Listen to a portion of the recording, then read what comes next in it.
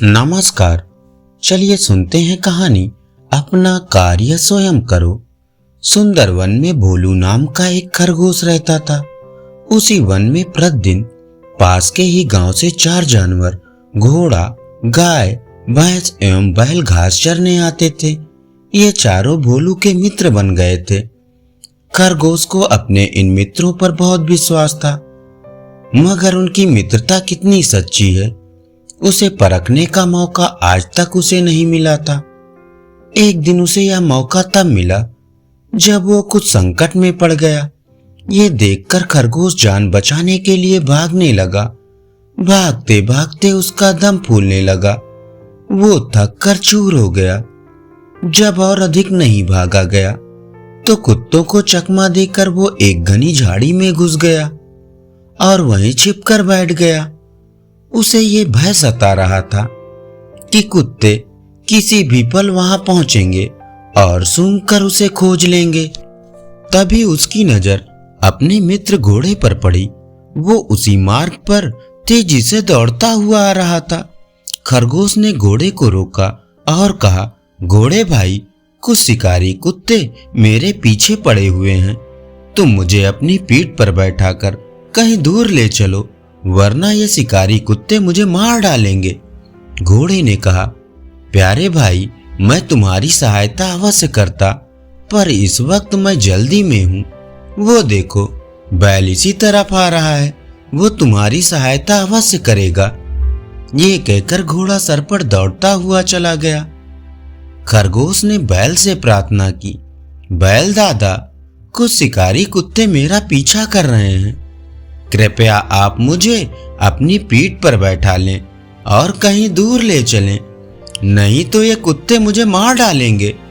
बैल ने कहा, खरगोश भाई, मैं तुम्हारी सहायता अवश्य करता, मगर इस समय मेरे कुछ मित्र बड़ी बेचैनी से मेरा इंतजार कर रहे होंगे, इसलिए मुझे वहां जल्दी पहुंचना है। देखो, वो भैंस इधर ही आ रही है, उससे कहो, वो जरूर तुम्हारी मदद करेगी। ये कहकर बैल भी चला गया। खरगोश ने भैंस से विनती की, चाची, कुछ शिकारी कुत्ते मेरा पीछा कर रहे हैं, तुम मुझे अपनी पीठ पर बैठाकर कहीं दूर ले चलो तो मेरे प्राण बच जाएंगे, वरना वे मुझे आज अवश्य मार डालेंगे। भैंस ने कहा, बेटा, मैं तुम्हें अपनी पीठ पर बैठाकर दूर तो ले जाऊं, पर मेरी पीठ चिकनी है, उस पर बैठने से तुम्हारे कोमल शरीर को कष्ट होगा और तुम फिसलकर अवश्य गिर जाओगे। मगर चिंता ना करो, देखो, वो गाय इधर ही आ रही है, उससे कहोगे तो वो अवश्य तुम्हारी मदद करेगी। ये कहकर भैंस भी चलती बनी। खरगोश ने गाय से भी मदद की प्रार्थना की। गाय बोली, देखो, मेरा मालिक दूध निकालने के लिए मेरा इंतजार कर रहा है और मेरा बछड़ा सुबह से भूखा है, मुझे उसे भी दूध पिलाना है। उसने भी खरगोश से बहाना करके अपना पीछा छुड़ा लिया। इस प्रकार खरगोश के सभी दोस्त वहां से गुजरे। खरगोश ने सभी से मदद करने की प्रार्थना की, पर किसी ने उसकी मदद नहीं की। सभी कोई ना कोई बहाना करके चलते बने। खरगोश ने मन ही मन कहा, अच्छे समय में ये सभी मेरे मित्र थे, पर आज संकट के समय कोई मित्र काम नहीं आ रहा है। मेरे सभी मित्र केवल अच्छे दिनों के ही साथी थे। थोड़ी देर में उसे खोजते हुए शिकारी कुत्ते भी वहां आ पहुंचे। खरगोश समझ चुका था कि संकट के समय कोई मेरे काम नहीं आएगा। जिन्हें मैं अपना मित्र समझता था वे सभी स्वार्थी निकले। मुझे अगर जान बचानी है तो अपनी सहायता स्वयं ही करनी होगी। भोलू खरगोश तुरंत झाड़ी से निकला और पूरा जोर लगाकर घने जंगल में गुम हो गया। किसी ने सच कहा है कि अपनी मदद स्वयं ही करने से सफलता मिलती है। धन्यवाद। चलिए सुनते हैं कहानी बुद्धिमान चूहे। एक जंगल में सभी जानवर भाईचारे तथा प्रेम से रहते थे। जंगल जैसी वहां कोई बात नहीं थी। शेर और हिरण एक ही घाट पर पानी पीते थे। कई नदियां उस जंगल से होकर गुजरती थी। एक बार ग्रीष्म ऋतु में वहां ऐसी भीषण गर्मी पड़ी कि नदियों के साथ साथ जल के अन्य सभी स्रोत सूख गए। वन्य प्राणियों में हाहाकार मच गया और वे सभी पानी की तलाश में यहां वहां चल दिए। लेकिन इस आपदा की सर्वाधिक मार हाथियों पर पड़ी। भारी भरकम शरीर, झुलसा देने वाली गर्मी और पानी की एक बूंद तक नहीं। हाथियों का मुखिया गजराज बहुत चिंतित हो गया था कि पानी की व्यवस्था कैसे की जाए। नहाने की बात तो दूर, पीने तक की व्यवस्था कैसे की जाए। तभी उनमें से एक हाथी पूरे आत्मविश्वास एवं भरोसे के साथ बोला, गजराज जी, मुझे पता चल गया है कि पानी कहाँ मिलेगा। आओ मैं तुम्हें ले चलूं। उस हाथी की बात सुनकर सभी हाथियों ने चैन की सांस ली और उसके पीछे पीछे चल दिए। लंबी यात्रा करके वे एक विशाल झील के पास पहुंचे। सभी हाथी पानी देखकर बहुत खुश हुए और वे जोर जोर से चिल्लाने लगे। वे पानी पीकर मदमस्त हो चुके थे। हाथियों का झुंड जिस ओर बढ़ा, वहां धरती पर चूहों के बहुत सारे बिल थे। हाथियों के भारी भरकम खंबे जैसे पैरों के नीचे कुचलकर बहुत से चूहे मर गए। जो बचे वे इस सोच में डूब गए, कैसे हाथियों से अपने प्राणों की रक्षा करें। सभी चूहों ने सोचा, क्यों ना हम हाथियों के सरदार के पास जाकर याचना करें कि आने जाने का मार्ग बदल लें। सभी चूहे गजराज से मिलने चल दिए। चूहों का मुखिया गजराज से बोला, हमारी कई पुश्तें यहाँ निवास कर चुकी हैं। ये हमारा पुश्तैनी घर है। लेकिन जब आपका झुंड यहाँ से गुजरा तो बहुत से चूहे हाथियों के पैरों तले दबकर मर गए। हमारा आपसे अनुरोध है कि आप अपने आने जाने का मार्ग बदल लें। हम छोटे जरूर हैं, शायद आपके काम आ जाएं। जरा जरा से चूहे हमारे क्या काम आएंगे, एक घमंडी हाथी बोल उठा। लेकिन हाथियों का सरदार गजराज बहुत ही दयालु था। बोला, तुम चिंता मत करो, मैं हाथियों को रास्ता बदलने के लिए कह देता हूं। मुखिया के कहने पर हाथियों ने रास्ता बदल लिया। आपकी बहुत कृपा होगी। हमारे योग्य कोई सेवा हो तो हमें याद कर लीजिएगा। चूहों का मुखिया सच्चे दिल से आभार प्रदर्शित करता हुआ सरदार से बोला। झील के किनारे हाथी और चूहे खुशी से रहने लगे।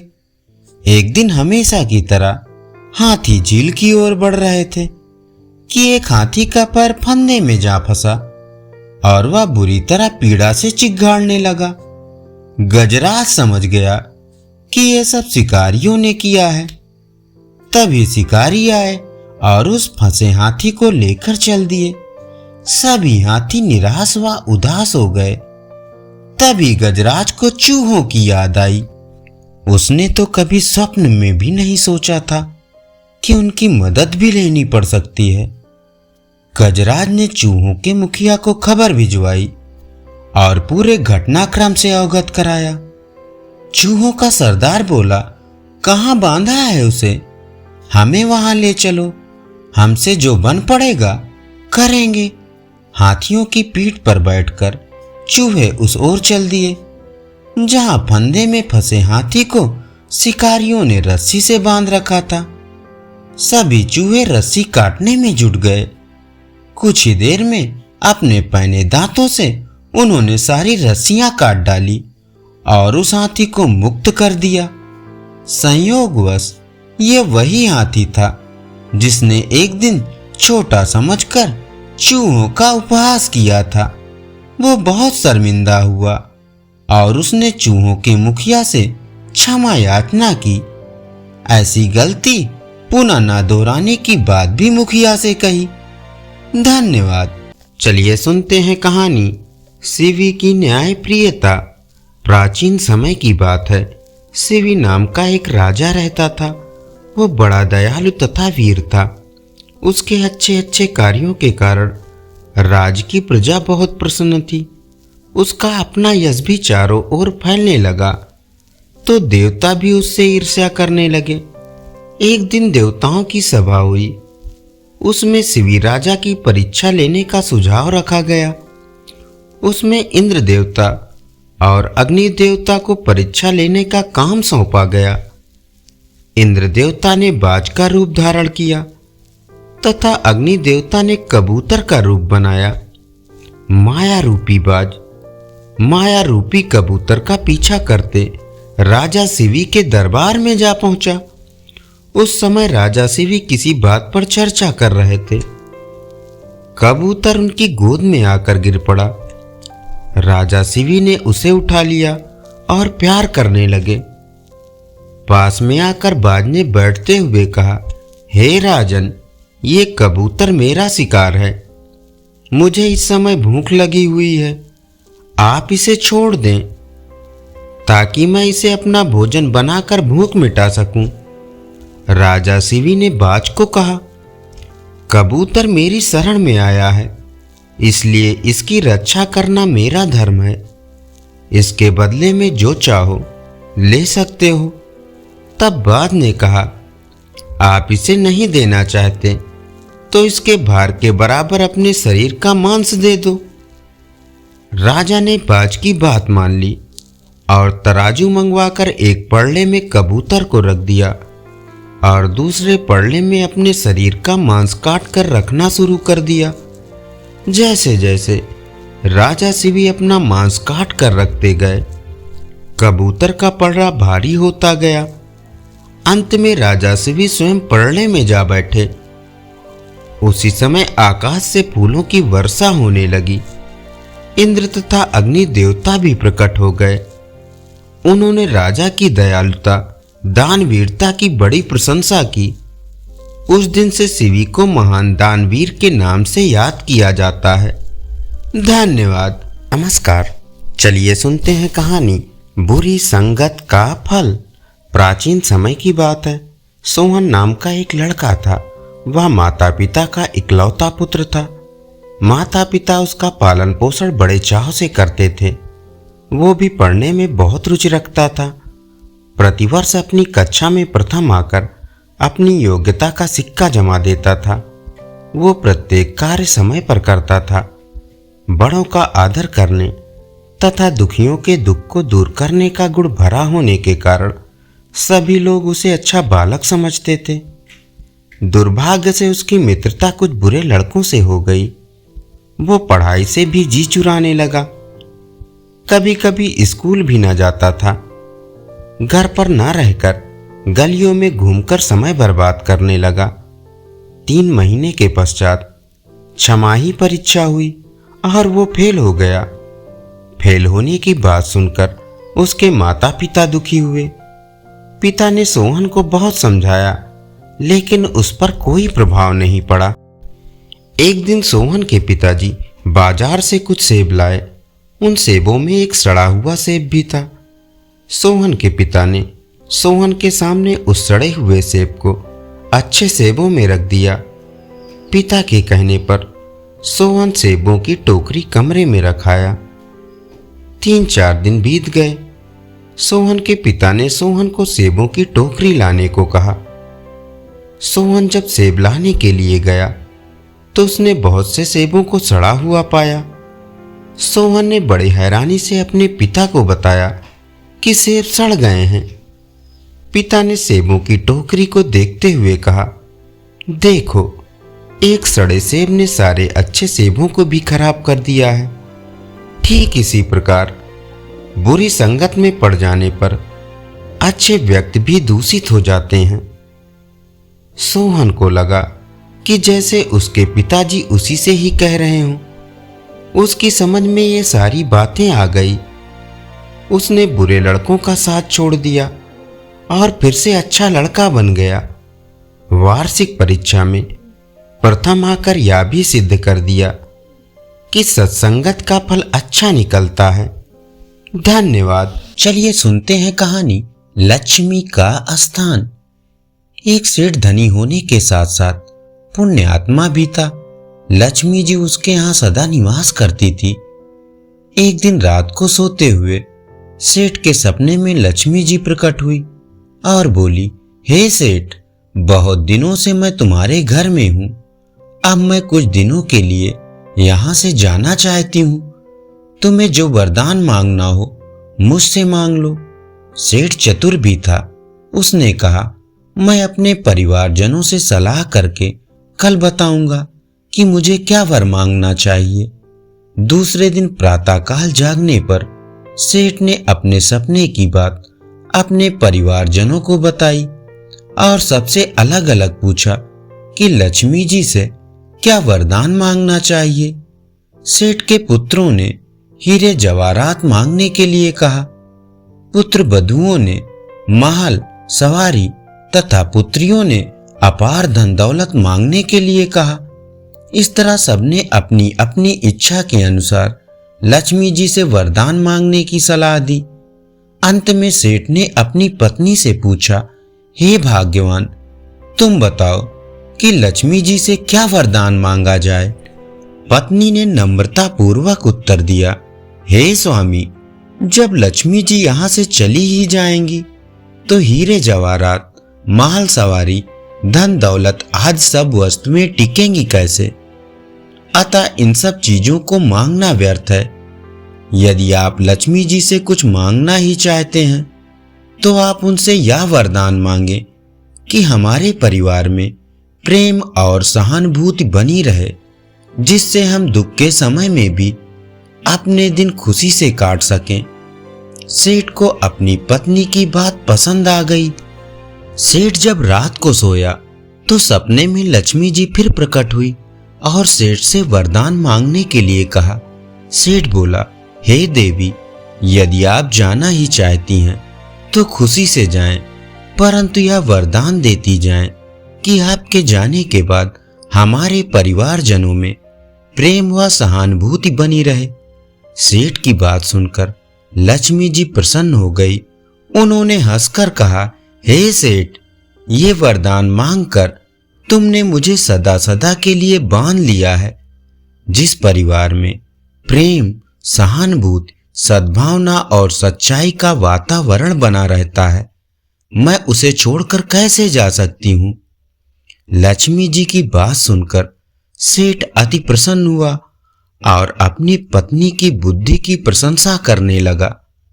लक्ष्मी जी ने सेठ के ऊपर अपनी कृपा बनाए रखी। धन्यवाद। चलिए सुनते हैं कहानी ईमानदार बनो। किसी गांव में एक दुधिया रहता था। वह प्रतिदिन दूध बेचने शहर में जाता था। वह अपने ग्राहकों को आधा दूध और आधा पानी देता था। ये उसका रोज का धंधा था। लोग उससे कहते भी थे, परंतु वह हंसकर टाल देता और कहता कि आजकल भैंस दूध ही पतला देने लगी है। एक दिन वह ग्राहकों से दूध के दाम एकत्र करके थैली में रखकर वापस घर को लौट रहा था। थैली में लगभग 600 रुपए के सिक्के थे। मार्ग में एक नदी पड़ती थी। दूधिये ने सोचा, गर्मी बहुत है, क्यों न नदी में स्नान कर लिया जाए। ये सोचकर उसने चारों ओर देखा और निश्चिंत होकर कपड़े व रुपयों की थैली नदी के किनारे रखकर नदी में स्नान करने लगा। नदी के किनारे एक वृक्ष था। उस पर एक बंदर बैठा था। वो दुधिये को देख रहा था। दुधिया जैसे ही पानी में अपने शरीर को मलमल कर नहाने लगा, वैसे ही बंदर दबे पांव उतरकर उसकी थैली को उठाकर चलता बना। उसने सोचा, थैली में अवश्य कुछ खाने की चीज होगी। नहाकर जब वो लौटा तो उसने देखा कि थैली गायब थी। तभी उसे बंदर थैली लिए वृक्ष पर नजर आया। दुधिया थैली जाने के कारण बहुत परेशान था। उसने बंदर को बहुत लालच दिए, पर वह वृक्ष पर ही उछलता कूदता रहा। उसने रुपयों की थैली नहीं दी। दुधिया रुपयों की थैली न मिलने के कारण बहुत चिंतित था। उसने शोर मचाया तो आते जाते कुछ लोग वहां रुके और बंदर से थैली लेने का प्रयास करते रहे, परंतु बंदर ने थैली को नहीं छोड़ा और कूदकर नदी के किनारे दूसरे वृक्ष की डाल पर जा बैठा। दूधिये ने अपना एक जूता बंदर पर फेंक कर मारा, परंतु वह जूता बंदर को तो लगा नहीं, वहीं वृक्ष पर टंग गया। अब दूधिये ने दूसरा जूता फेंक कर मारा तो वह नदी में गिर गया। इस घटना से बंदर को बहुत गुस्सा आया। बंदर को नकल करने की आदत तो होती ही है। उसने भी थैली खोली और उसमें देखा कि कोई खाने योग्य वस्तु है नहीं। उसने एक सिक्का रेत पर और एक सिक्का नदी में फेंकना आरंभ कर दिया। जो सिक्का रेत पर गिरता उसे दौड़कर दूधिया उठा लेता और जो सिक्का नदी में गिरता उसे वह लालच भरी दृष्टि से देखता रह जाता। इस प्रकार एक एक करके बंदर ने सारे सिक्के नीचे फेंक दिए, जो आधे दूधिये के हाथ लगे और आधे नदी में गिरे। इस तमाशे को देखने के लिए तब तक नदी के किनारे गांव के बहुत से आदमी एकत्र हो गए थे, जिनमें से कुछ दूधिये के साथ सहानुभूति प्रकट कर रहे थे और कुछ मनोरंजन कर रहे थे। इस भीड़ में कुछ लोग वे भी खड़े थे जो दूधिये से दूध लेते थे। जब दूधिया अपने परिचित लोगों को देखता तो उनकी ओर वह बड़ी भोली सूरत बना लेता और सहायता की गुहार करता, परंतु इस काम में कोई भी किसी प्रकार की सहायता नहीं कर सका। व्यंग करते हुए एक ग्राहक ने कहा, भाई दुखी होने की क्या बात है, बंदर ने तो न्याय ही किया है। तुम भी तो लोगों को आधा दूध और आधा पानी ही दिया करते हो, सो तुम्हारे पास आधे रुपए दूध के आ गए और आधे रुपए पानी के पानी में चले गए। बंदर ने तो न्याय ही किया है, दूध का दूध और पानी का पानी कर दिया। ये सुनकर दूधिया बहुत लज्जित हुआ। वो अपना सा मुंह लेकर और आधा धन लेकर चला गया। भविष्य में उसने दूध में पानी ना मिलाने की कसम खाई और थोड़े दिनों में ही वह धनवान बन गया। धन्यवाद। सुनते हैं कहानी झोपड़ी का मूल्य। राजमहल में उसका जन्म हुआ था। दास दासियों से पूर्ण श्री निकेतन में उसका लालन पालन हुआ था। वह अपने पिता के हृदय की संपत्ति, माता के आंचल की निधि और पति की प्राणेश्वरी थी। सुंदर की तो वह प्रतिमा थी। वैभव अनंत था, रूप अनुपम था, सुख असीम था। एक दिन रानी ने अपनी सखियों से कहा, चलो आज गंगा नहाने चलें।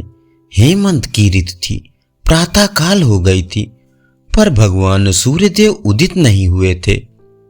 कितने ही लोग अपने घरों में रजाई ओढ़े पड़े थे।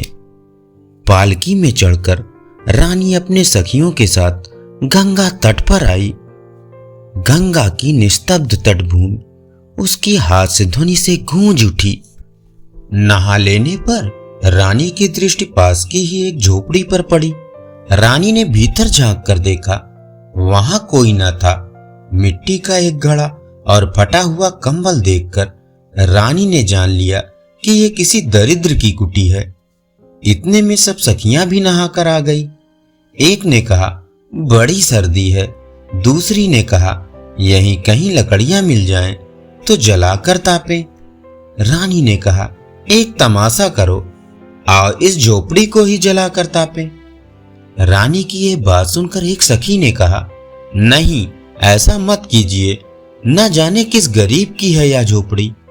इसे जला देने से उस बेचारे की बड़ी हानि होगी, वो निराश्रित हो जाएगा। रानी ने कुछ रुष्ट होकर कहा, 10 रुपए की झोपड़ी, उसके लिए इतनी चिंता करने की क्या जरूरत? क्या मैं एक झोपड़ी का मूल्य भी नहीं दे सकती? 10-5 रुपए में फिर नई झोपड़ी बनवा दूंगी। सखी चुप रह गई। रानी की आज्ञा से झोपड़ी में आग लगा दी गई। घड़ी भर में वह जलकर राख हो गई। झोपड़ी में रहने वाला वो गरीब आदमी राजा के पास पहुंचा। राजा ने सब बातें ध्यानपूर्वक सुनी। फिर वो भीतर गए रानी बैठी हुई श्रृंगार कर रही थी। राजा को देखकर रानी उठ खड़ी हुई। राजा ने कहा, रानी, तुमने आज एक गरीब की झोपड़ी जला दी है। वो बेचारा यहाँ दौड़ा हुआ आया है। क्या यही तुम्हारी समझदारी है? रानी बोली, एक झोपड़ी के लिए इतनी आए तौबा। मैं नई झोपड़ी बनवा दूंगी। राजा ने कुछ गंभीर स्वर में कहा, रानी, तुम्हें कुछ समझ नहीं। तुम्हें अभी झोपड़ी का मूल्य मालूम नहीं है। अच्छा, तुमने कहा है कि मैं उसके लिए नई झोपड़ी बनवा दूंगी। वही करो। जब तक तुम अपने श्रम से उसकी झोपड़ी नहीं बनवा दोगी, तब तक तुम मेरी रानी नहीं। रानी राजमहल से बाहर कर दी गई। पल भर में उसके ऐश्वर्य का और उसी के साथ उसकी शक्ति का हास हो गया। साल भर रानी बाहर रही। साल भर उसने परिश्रम किया। घोर वर्षा और कड़ी धूप जाकर उसे काम करना पड़ा। पास ही एक जंगल था, वहीं से वह लकड़ियां बटोर लाती। उन्हें बेचकर वह पहले अपने पेट की चिंता करती, फिर झोपड़ी बनाने की। पूरे 1 वर्ष में झोपड़ी बनकर तैयार हुई। रानी अपने पद की मिथ्या गरिमा को भूल गई। ऐश्वर्य की झूठी महिमा को वह अच्छी तरह जान गई। उसने परिश्रम की गरिमा को समझ लिया। राजा उसे फिर महल में लेकर आया। धन्यवाद। चलिए सुनते हैं कहानी एक छोटी सी पोटली। एक गांव में एक सेठ जी की सोने चांदी के गहनों की दुकान थी। सेठ जी के 2 बेटे थे, किशन और पारस।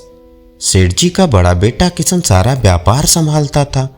वहीं पारस मां भगवती का बड़ा भक्त था। वो सीधे स्वभाव का था। उसकी व्यापार में रुचि नहीं थी। एक दिन सेठ जी और किशन को शहर जाना पड़ा, इसलिए उन्होंने पारस को दुकान संभालने की जिम्मेदारी दी। उनके जाने के कुछ देर बाद दुकान पर एक बुढ़िया माई आई और पारस से कहा, बेटा, मेरी बेटी बहुत बीमार है। मेरे पास ये अंगूठी है, इसे तुम खरीद लो। तब पारस ने कुछ रुपए निकालकर बुढ़िया माई को दिए और कहा, इन पैसों से उसका इलाज करवाइए। अगर ज्यादा पैसों की आवश्यकता हो तो मुझे बता देना। इस तरह उसने बिना अंगूठी खरीदे उन्हें रुपए दे दिए। शाम को जब सेठ जी और किशन वापस आए तो पारस ने उन्हें सारी बात बता दी। तब सेठ जी ने कहा, अरे मूर्ख, यही तो हमारा धंधा है। गांव वाले परेशानी में हमें गहने बेच जाते हैं, जिन्हें हम कम दामों में खरीदकर उन्हें ज्यादा कीमत पर शहर में बेच देते हैं। यदि तू कुछ दिन और दुकान पर बैठा तो हमें कंगाल बना देगा। कल से तू दुकान मत आना। ये कहकर सेठ जी ने पारस को दुकान से निकाल दिया। रात को घर पर भी उसे खूब डांट पड़ी।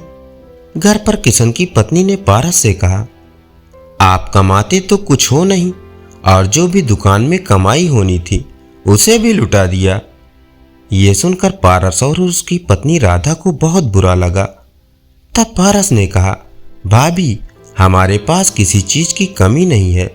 माँ भगवती के आशीर्वाद से सब कुछ है। हमें तो और ज्यादा लोगों की मदद करनी चाहिए। तभी किशन ने कहा, जब तुम मेहनत से पैसा कमाओ तो उसे गरीबों पर लुटा देना, पर हमारे पैसों पर तुम्हारा कोई हक नहीं। इस घर में खाना मिल जाता है, यही तुम्हारे लिए काफी है। राधा को यह बात बहुत बुरी लगी। दोनों की आंखों में आंसू आ गए।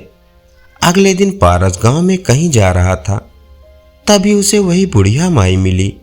उन्हें देखकर पारस ने उनसे पूछा, माँ जी, आपकी बेटी कैसी है? तब उन्होंने कहा, बेटा, तेरी वजह से मेरी बेटी की जान बच गई। पारस बहुत खुश हुआ। तब बुढ़िया माई ने कहा, बेटा, मेरी मदद करने की वजह से तुझे काफी कुछ सुनना पड़ा। तब पारस ने कहा, माँ जी, ये सब आपको कैसे पता? बुढ़िया माई ने कहा, मुझे सब पता है। इसी कारण तेरे पिता और भाई ने तुझे दुकान से हटा दिया। पर तू चिंता न कर, कल से नवरात्रि आरंभ हो रहा है। तुम दोनों पति पत्नी एक लौंग के जोड़े से माँ दुर्गा के नवरात्रि का व्रत करो और साथ ही दुर्गा सप्तशती का पाठ करो। इसके पूरे होते ही तुम्हारे सारे बिगड़े काम बन जाएंगे। पारस व राधा ने ऐसा ही किया। उन्होंने नवरात्रि के व्रत आरंभ कर दिए। बिना अन्न ग्रहण किए केवल लौंग के जोड़े से व्रत करने लगे। साथ ही प्रतिदिन दुर्गा सप्तशती का पाठ करते। एक दिन पारस व राधा मंदिर में बैठकर दुर्गा सप्तशती का पाठ कर रहे थे। तभी एक छोटी सी कन्या उनके पास आई और कहने लगी, आप मुझे जानते हो? पारस ने कहा, नहीं बेटी, मैं तुम्हें नहीं जानता। तब उस कन्या ने कहा, मैं वही हूं जिसकी आपने पैसे देकर जान बचाई थी। पारस ने माँ जी के बारे में पूछा तो उसने बताया, वे घर पर हैं। मैं तो दुर्गा सप्तशती सुनने आपके पास आई हूँ। पारस और राधा को बड़ा आश्चर्य हुआ। एक छोटी सी कन्या दुर्गा सप्तशती सुनने आई है। पारस ने दुर्गा सप्तशती का पाठ आरंभ किया।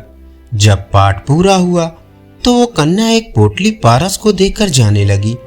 पारस ने मना किया पर वो नहीं मानी। उसके जाने के बाद पारस ने देखा तो उस पोटली में ज्वार थे। पारस ने उसे रख लिया। अगले दिन भी यही हुआ। वो कन्या आई और दुर्गा सप्तशती का एक अध्याय सुना। उसके बाद एक छोटी सी पोटली देकर चली गई। इसी तरह 8 दिन बीत गए। 8वें दिन जब दुर्गा सप्तशती का पाठ पूरा हुआ तो वो कन्या पोटली देकर जाने लगी। पारस ने कहा, बेटी, तुम्हारा घर कहाँ है? हम तुमसे मिलने आएंगे। तब उस कन्या ने कहा, तुम दोनों कल यहीं आ जाना, मैं यहीं मिलूंगी। नवरात्रि के 9वें दिन पारस व राधा ने माँ का प्रसाद बनाया। मंदिर जाकर पूजन किया। पूजन करने के बाद दोनों उस कन्या को ढूंढने लगे पर वो कहीं दिखाई नहीं दी। कुछ समय बाद वे दोनों माँ भगवती की मूर्ति के सामने खड़े होकर माँ का ध्यान करने लगे। तभी उन्हें माँ भगवती की मूर्ति में वही बुढ़िया माई दिखाई दी और कुछ देर बाद वे रूप बदलकर उसी छोटी सी कन्या के रूप में दिखने लगी। ये देखकर पारस और राधा की आंखों में आंसू बहने लगे। वे माँ के चरणों में बैठ गए। सबने उनके रोने का कारण पूछा तो दोनों ने बताया, माँ स्वयं उनकी मदद के लिए आई थी। हर दिन कन्या के रूप में दुर्गा सप्तशती सुनती थी और हम उन्हें पहचान भी नहीं सके। सभी को बहुत आश्चर्य हुआ। मंदिर में माँ के जयकारे लगने लगे। पारस और राधा जब घर आए और अपने कमरे में गए तो देखा जो पोटलियां माँ ने उन्हें दी थी उनके सभी ज्वार सोने के बन गए हैं और वे जितना उन्हें निकालते वे उतना ही भर जाते। घर वालों को जब पता चला तो सभी लोग उनसे माफी मांगने लगे। माँ के आशीर्वाद से पारस ने सोने का व्यापार शुरू किया और दिन रात माँ की भक्ति करने लगा। धन्यवाद। अभी आप सुन रहे थे कहानी एक छोटी सी पोटली।